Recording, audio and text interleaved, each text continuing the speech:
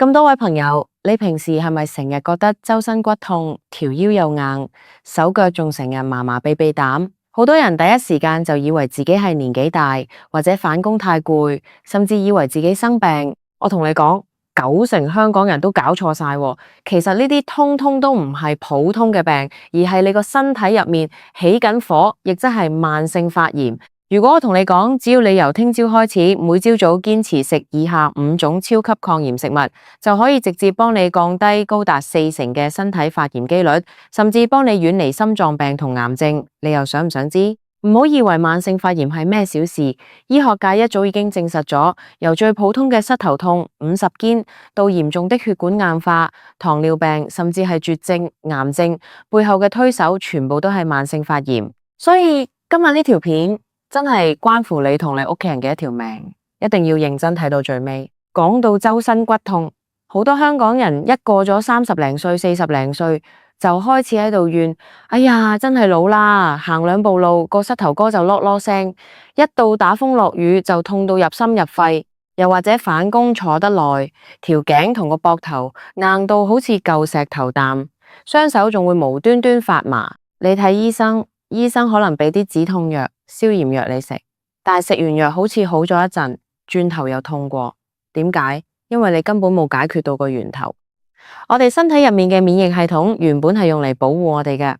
當你手指割親，傷口會紅腫熱痛，呢個叫急性發炎，係好事，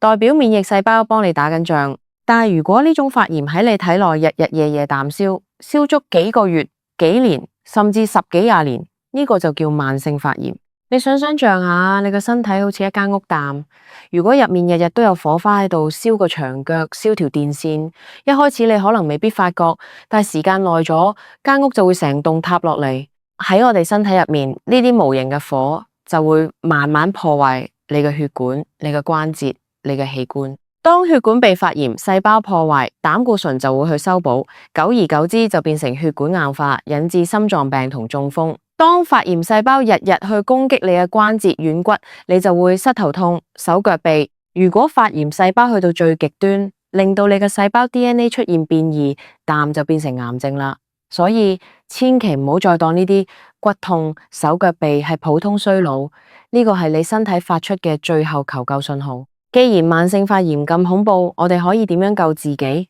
其實最有效、最直接嘅方法唔係食藥，而係由每日嘅早餐開始改變。醫學研究已經發現有5種食物嘅抗炎能力堪稱天花板級別。首先第一種，亦係我自己每朝早必定會食嘅，就係藍莓同埋各種類型嘅莓果類。好多香港人去超級市場見到藍莓一盒盒，好似好精緻淡，但係又嫌佢貴。我同你講，呢個絕對係最值得投資嘅健康食品。藍莓入面含有極之豐富嘅花青素，呢種成分係超級抗氧化劑。咩叫抗氧化？簡單嚟講，當你身體發炎嘅時候，會產生好多自由基，呢啲自由基好似成班古惑仔彈喺你身體入面搞破壞。而花青素就係最強嘅執法者，一入到去就將呢啲自由基一網打盡。研究顯示，每日食1小碗藍莓，可以顯著降低體內發炎指標，好似超敏反應蛋白。除咗藍莓之外，好似士多啤梨、紅桑子都有一樣嘅功效。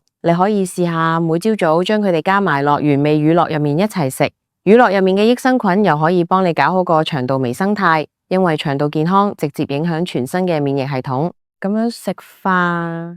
直情係強強聯手，幫你身體由內到外熄火。第二種超級抗炎食物，對於鍾意食魚嘅香港人嚟講就最啱，就係深海肥魚，好似三文魚、叉魚或者秋刀魚。好多人成日話，我每朝早食塊麵包，吞杯即溶咖啡就去返工啦，邊有時間煮魚啊？其實好簡單，你完全可以買一啲原味嘅三文魚柳或者無鹽嘅茄汁揸魚罐頭，朝早用嚟夾麵包或者配通粉食，又快又方便。點解深海魚咁神奇？因為佢哋含有大量嘅 Omega-3 脂肪酸，即係我哋成日聽到嘅 EPA 同埋 DHA。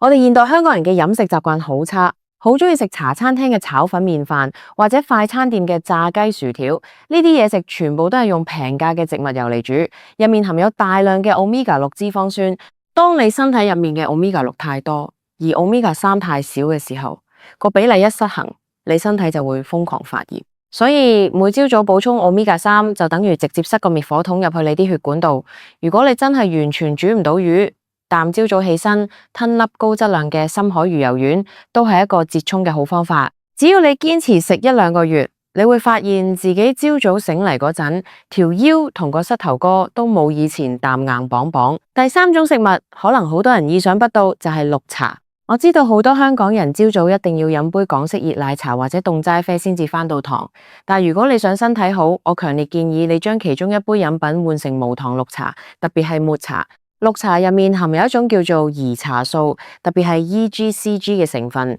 呢種物質嘅抗炎同抗癌能力係維他命 C 嘅幾十倍。佢可以阻止發炎細胞釋放發炎因子，就好似幫你身體入面嘅火警鐘關咗佢啖。每日朝早泡一杯暖暖地嘅綠茶飲，不單止可以幫你醒神，仲可以保護你嘅心血管。有好多大型研究都指出，長期有飲綠茶習慣嘅人，患上心臟病同中風嘅機會比一般人低好多。不過要記住，一定要係無糖嘅綠茶，出面便利店買到嗰啲加咗好多糖嘅綠茶包裝飲品就千萬唔好飲，因為糖分本身就係引致慢性發炎嘅最大元兇。你飲有糖綠茶就等於一邊救火一邊倒天拿水，得不償失。第4種要介紹嘅係一種金黃色嘅神奇香料薑黃，好多人分唔清生薑同薑黃，生薑係我哋平時長起用嘅，而頸黃色，而薑黃色嘅甲黃係咖喱入面最主要嘅成分。薑黃入面嘅薑黃素喺西方醫學界已經被研究得非常透徹，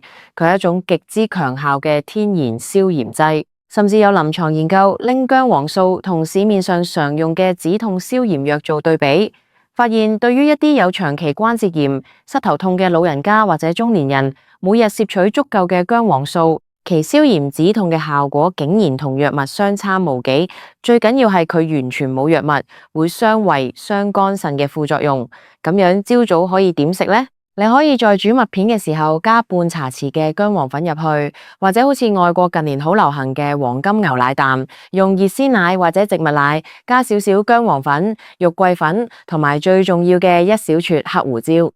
點解要加黑胡椒？因為黑胡椒入面嘅胡椒鹼可以將薑黃素喺你身體入面嘅吸收率直接提升高達20倍。如果冇黑胡椒，薑黃素其實好難被腸道吸收。每朝早飲一杯暖粒粒嘅黃金牛奶，特別係喺冬天或者打風落雨嘅日子，你成個身體都會暖晒，啲關節痛同手腳痹嘅情況會明顯改善。最後第5種超級抗炎食物就係西蘭花以及一眾十字花科蔬菜。你可能會話，朝早邊有人食西蘭花係？其實依家好流行將西蘭花、椰菜花切碎變成西蘭花米，朝早加隻蛋炒一炒，就變成一份高纖、低碳又極度抗炎嘅早餐。十字花科蔬菜入面含有一種叫蘿蔔硫素嘅神奇物質，呢種物質勁在咩地方？佢可以直接激活我哋身體入面一個叫做 NRF2 嘅基因通路。呢個通路係乜？佢就係你身體入面抗氧化系統嘅總開關。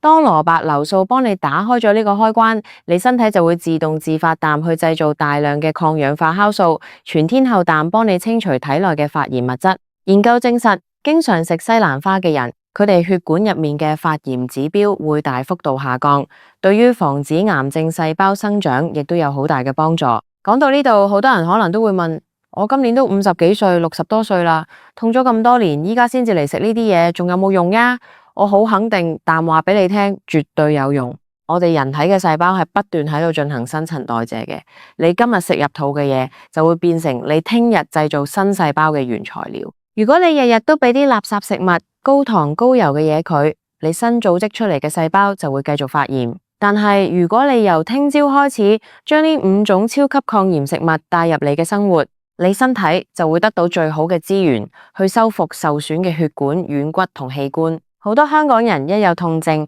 就依賴消炎止痛藥，止痛藥只係將你大腦接收痛楚嘅信號剪斷，令你以為自己沒事，但係你體內起緊火嘅事實係完全冇改變過。長期食消炎藥仲會搞到胃潰瘍，甚至影響腎功能。所以最聰明嘅做法係用大自然賜予我哋嘅天然食物去幫身體做一場徹底嘅大掃除。由聽朝開始，俾自己一個機會，試下改變你嘅早餐習慣，可以係一碗加咗藍莓同薑黃粉嘅麥片，配一杯無糖綠茶，又或者係一份三文魚夾全麥包，配一碗西蘭花碎。只要你堅持食落去，你會驚奇地發現自己朝早起身唔再覺得周身骨痛，行樓梯嗰陣個膝頭哥有力咗，手腳麻痹嘅次數亦都越嚟越少。呢個唔係奇蹟，而係你用正確嘅食物，成功幫自己個身體熄咗嗰場燒咗好耐嘅慢性大火。健康唔需要花大錢，